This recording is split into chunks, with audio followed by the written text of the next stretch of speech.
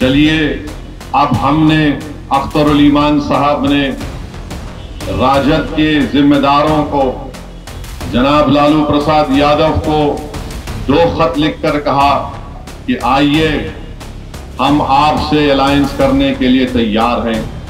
आप अंदाजा लगाइए कि कितना सख्त और तकलीफदेह बात और फैसला हमने लिया था कि जिस पार्टी ने हमारे 4 विधायकों उन बेईमानों को खरीद लिया, उसके बावजूद भी हमने कहा कि आइए भाजपा को रोकते हैं। एक नहीं 2 खत अख्तरुल ईमान साहब ने लिखे।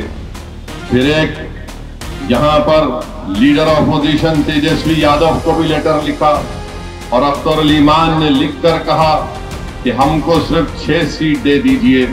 अगर आपकी हुकूमत बनती है तो हमको मंत्री का पोस्ट मत दीजिए। हम सिर्फ इतना चाहते हैं कि आप बीजेपी को रोकिए, फिरका परस्ती को खत्म करिए और सीमांचल के इंसाफ के लिए संविधान में जो आर्टिकल है उस आर्टिकल के तहत सीमांचल में एक डेवलपमेंट काउंसिल बनाइए ताकि यहाँ की सरजमीन पर बसने वालों को इंसाफ मिल सके।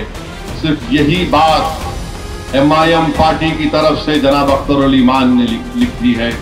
अब ये आपको देखना है, ये दुनिया देखेगी कि जो लोग हम पर झूठा इल्जाम लगाते थे और जो लोग हमसे सवाल कर रहे हैं कि आखिर क्या जरूरत थी आपको खत लिखने की, तो मैं उनको कहना चाह रहा हूं, जिसमें हमारे दोस्त भी हैं, हमारे दुश्मन भी हैं, हमारे मुखालिफिन भी है, ये खत हमने ताकत की बुनियाद पर लिखा है, कमजोरी की बुनियाद पर नहीं लिखा है।